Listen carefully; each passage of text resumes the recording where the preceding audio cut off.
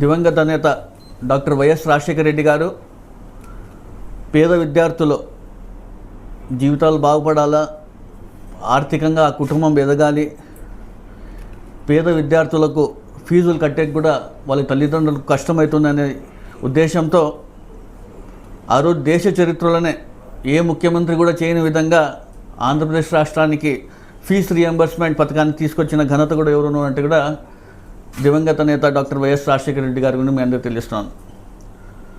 ఈరోజు పేద విద్యార్థులందరూ కూడా ఈరోజు ఉన్నత స్థానాల్లో ప్రపంచవ్యాప్తంగా ఆంధ్రప్రదేశ్లో చదివిన వాళ్ళందరూ కూడా ఉన్నత స్థానాల్లో డాక్టర్లుగా, ఇంజనీర్లుగా, ఉన్నత జాబ్స్లో ఉన్నారంటే కూడా దానికి అందరికీ సహకారం, కృషి చేసిన ఘనత డాక్టర్ వైఎస్ రాజశేఖర రెడ్డి గారికి తక్కువగా నేను తెలియజేస్తున్నాను. ఆ తర్వాత వైఎస్ రాజశేఖర రెడ్డి గారి హయాం తర్వాత చంద్రబాబు నాయుడు గారు అధికారంలోకి వచ్చారు. చంద్రబాబు నాయుడు గారు అధికారంలోకి వచ్చిన తర్వాత పేద విద్యార్థులకు ఫీజు రియంబర్స్మెంట్ సంబంధించి ఏ విధంగా పేద విద్యార్థులకు తూటులు పిలిచిన విషయం కూడా మనం అందరూ కూడా ఒకసారి గమనించాలి. 2019లో డాక్టర్ వైఎస్ఆర్ రాజశేఖర రెడ్డి గారి తనయుడు వైఎస్ జగన్మోహన్ రెడ్డి గారు అధికారంలోకి వచ్చారు. రాజశేఖర రెడ్డి గారి కన్నా ఇంకా ఒక అడుగు ముందుకేసి ఫీజు రియంబర్స్మెంట్ అని చెప్పి విద్యా దీవెన, అదేవిధంగా వసతి దీవెన పథకాన్ని కూడా తీసుకొచ్చిన ఘనత కూడా ఎవరున్నా అన్నట్టే దేశ చరిత్రలో వైఎస్ జగన్మోహన్ రెడ్డి గారిని కూడా మీ అందరికీ తెలియజేస్తున్నాను. 2019లో ఏవైతే చంద్రబాబు నాయుడు గారు అధికారం అయిపోయి దిగిపోయేటప్పటికీ దాదాపుగా 2,800 కోట్ల రూపాయలు బకాయిలు ఉండేటివి ఫీజు రియంబర్స్మెంట్ సంబంధించి. జగన్మోహన్ రెడ్డి గారు ఎక్కడ కూడా పార్టీలు చూడకుండా, కక్ష సాధింపులకు పోకుండా, మనం ఏమైనా చేస్తే పేద విద్యార్థులు ఇబ్బంది పడతారు, వాళ్ళ తల్లిదండ్రులు ఫీజులు కట్టలేకపోతారు, వాళ్ళకి కష్టాలు వస్తాయని చెప్పి కూడా ఎక్కడ అవన్నీ చూడకోకుండా ఆయన రాగానే ఏవైతే ఆయన మాట ఇచ్చారో ఆ బకాయిలన్నీ కూడా చెల్లించిన గొప్ప వ్యక్తి ఎవరు ఉన్నారంటూ కూడా వైఎస్ జగన్మోహన్ రెడ్డి గారని కూడా మీ అందరూ తెలియజేస్తున్నాను.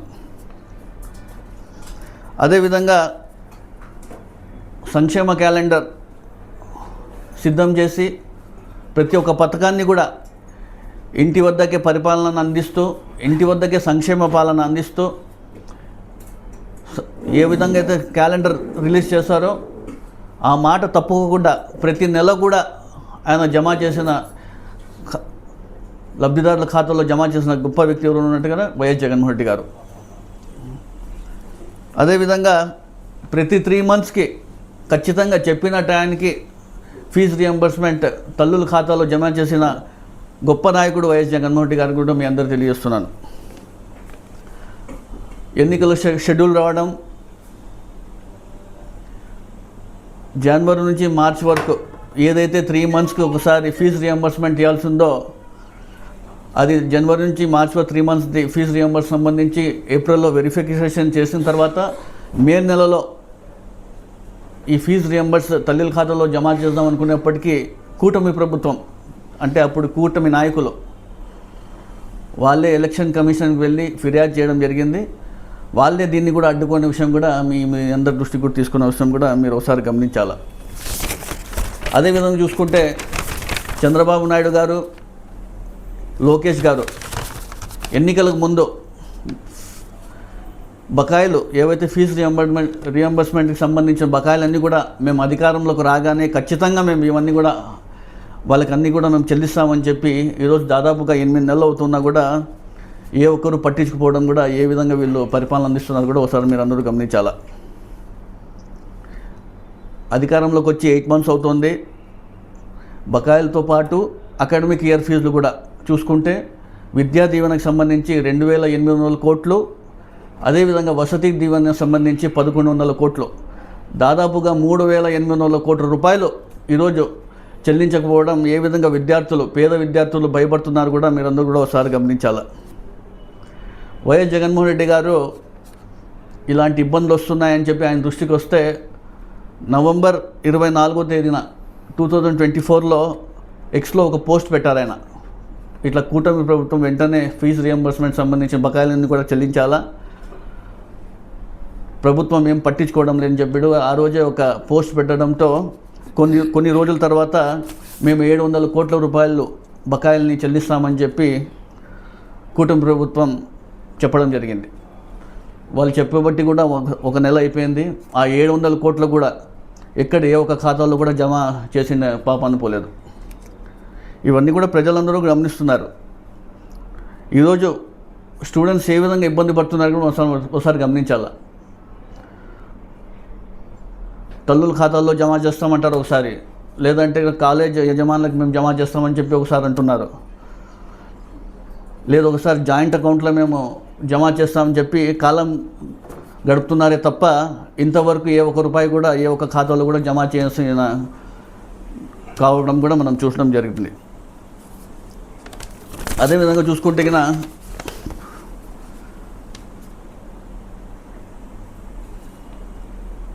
ప్రభుత్వం ఏ విధంగా వీళ్ళపైన విద్యార్థులపైన ఏ విధంగా వీళ్ళు చిన్న చూపు చూస్తున్న విషయం కూడా మీరందరూ ఒకసారి గమనించాలి. ఈరోజు పేద విద్యార్థులు ఫీజు చెల్లించకపోవడంతో కాలేజీకి పోలన్నా కూడా భయపడుతున్నారు. కాలేజీలకు రావద్దని చెప్పి కూడా కొంతమంది యజమానులు చెప్పడం జరుగుతుంది. కొంతమంది స్టూడెంట్స్కి చదువు కంప్లీట్ అయినా కూడా వాళ్ళ సర్టిఫికెట్స్ తీసుకోవడానికి కూడా ఇబ్బంది పడుతున్నారు. ఈ బకాయిలు పూర్తి చెల్లించే వరకు మేము ఆ సర్టిఫికెట్స్ కూడా ఇవ్వడం కాదని కూడా యజమానులు చెప్పడం కూడా చాలా ఇబ్బంది పడుతున్నారు. రాష్ట్ర వ్యాప్తంగా దాదాపుగా 11 లక్షల మంది విద్యార్థులు దీంతో ఇబ్బంది పడుతున్న విషయం కూడా మీ అందరి దృష్టికి తీసుకొస్తున్నాను. మన అనంతపురం జిల్లాలో చూసుకుంటే కన్నా 40,000 మంది విద్యార్థులు ఈ విధంగా ఇబ్బంది పడే పరిస్థితి కూడా నెలకొన్న విషయం కూడా మీ అందరికీ తెలియజేస్తున్నాను.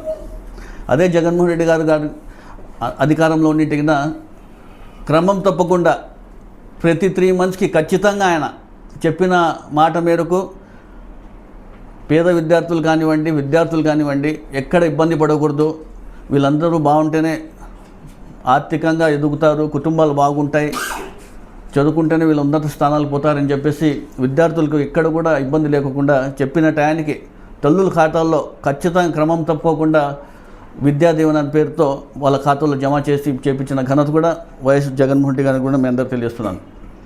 ఈరోజు చంద్రబాబు నాయుడు గారు వాళ్ళ తనయుడు లోకేష్ గారు ఎడ్యుకేషన్ మినిస్టర్ అంటారు.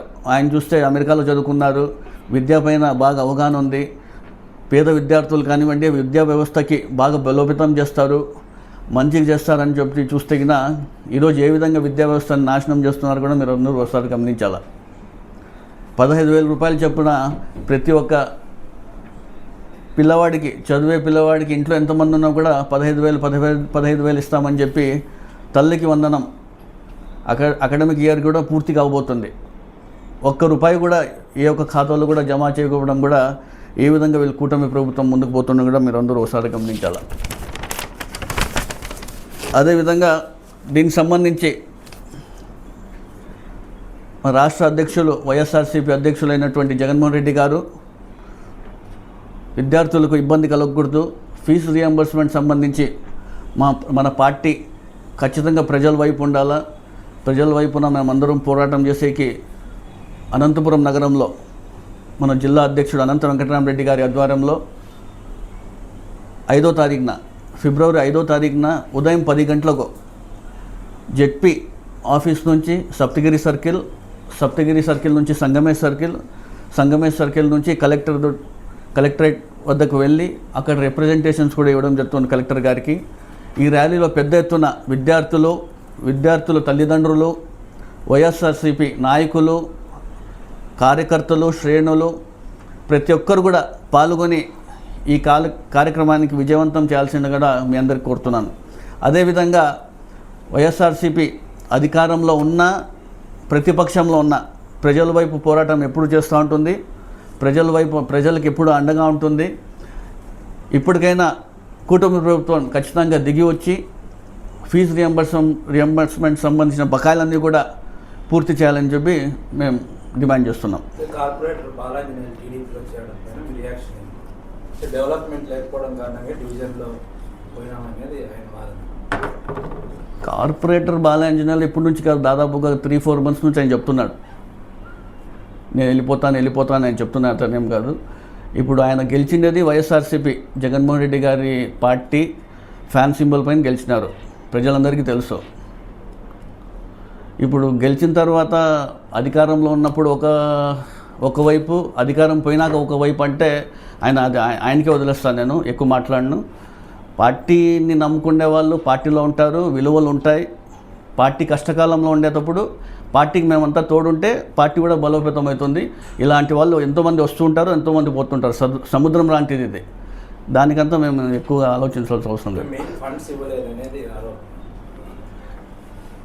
గత 5 సంవత్సరాలలో వైఎస్ఆర్సీపీ హయాంలో అనంత వెంకటరామరెడ్డి గారి ఆధ్వర్యంలో దాదాపుగా 1100 కోట్ల రూపాయల అభివృద్ధి కార్యక్రమాలు చేశాం.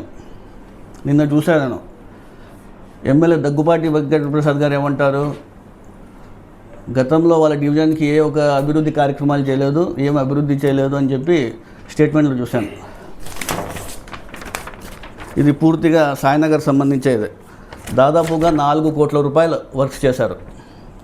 కేవలం సాయినగర్ 19వ డివిజన్ సంబంధించిందే 4 కోట్ల రూపాయలు, 4,47,00,000 సంబంధించి అయితే దాంట్లో 3,95,00,000 రూపాయల వర్క్స్ కూడా కంప్లీట్ అయిపోయినాయి. అదొకటి. ఇంకోటి ఎన్క్యాప్ ఫండ్స్తో 28 లక్షల రూపాయలు కూడా అదికి పూర్తి చేశాం. ఇది ఇప్పుడు బాలన్న గారిని అడిగితే చెప్తారు ఏం అభివృద్ధి జరిగింది, ఏం చేయించుకున్నారో తెలుసు. వైఎస్ఆర్సీపీ కానివ్వండి, ఆయన ఏ హయాంలో అయినా కూడా వెంటబడి చేయించుకుంటే మనిషి బాలాంజనేయులు గారు. నాకే ఎన్నోసార్లు వచ్చి ఆయన ఈ ఫైల్ పెట్టించు, ఈ వర్క్ పెట్టించు అని చెప్పి ఆయనకి తెలుస్తుంది. దాదాపుగా 4 కోట్ల రూపాయలు వర్క్ చేస్తారు. కానీ ఎమ్మెల్యే గారు చూస్తే దగ్గుబాటి వెంకటప్రసాద్ గారు ఏ అభివృద్ధి కార్యక్రమాలు చేయలేదు, గతంలో ఏం చేయలేదు, ఎప్పుడు ఆయన మాట్లాడితే ఇది తప్ప ఏది మాట్లాడు. అభివృద్ధి చేయలేదు, ఏది ఎక్కడ కాలువ తీయలేదు, ఒక డ్రైన్ వేయలేదు, ఒక రోడ్ వేయలేదు తప్ప ఏది ఉండదు. ఇప్పుడు పిలిచిండే టెండర్స్ కూడా దాదాపుగా 20-25 కోట్లు టెండర్స్ కూడా పిలిచాము. అవి కూడా మేము అభివృద్ధి కార్యక్రమాలు చేయబోతున్నాం. నేను ఒకటే చెప్తున్నా ఎమ్మెల్యే గారికి, ఎమ్మెల్యే గారు మీరు ఏమంటే మీ సొంతాన్ని ఏదైనా ఒక ఫండ్ తెచ్చినారా, మీరు ఏదైనా ₹1 మీరు తీసుకొచ్చినారా అది చెప్పండి. మీరు ఇది మున్సిపల్ కార్పొరేషన్ అనేది ఒక స్థానిక సంస్థ, ఇది దీనికి ఫండ్స్ కలెక్ట్ చేస్తుంటారు, ఇక్కడ నుంచి అభివృద్ధి కార్యక్రమాలు చేస్తారు. ఇది ప్రతి ఒక్కరూ చేసేది. మీ సొంతాన యాజ్ ఎమ్మెల్యేగా మీరు ఏదైనా ₹1 తీసుకొచ్చినారా? మీరు ఎమ్మెల్యేగా ₹1 తీసుకొచ్చి అభివృద్ధి చేయండి. మా పాలకవర్గం ఎప్పుడు మీ వెంట ఉంటుంది, మేము ఖచ్చితంగా మీకు సహకరిస్తామని తెలియజేస్తున్నాను.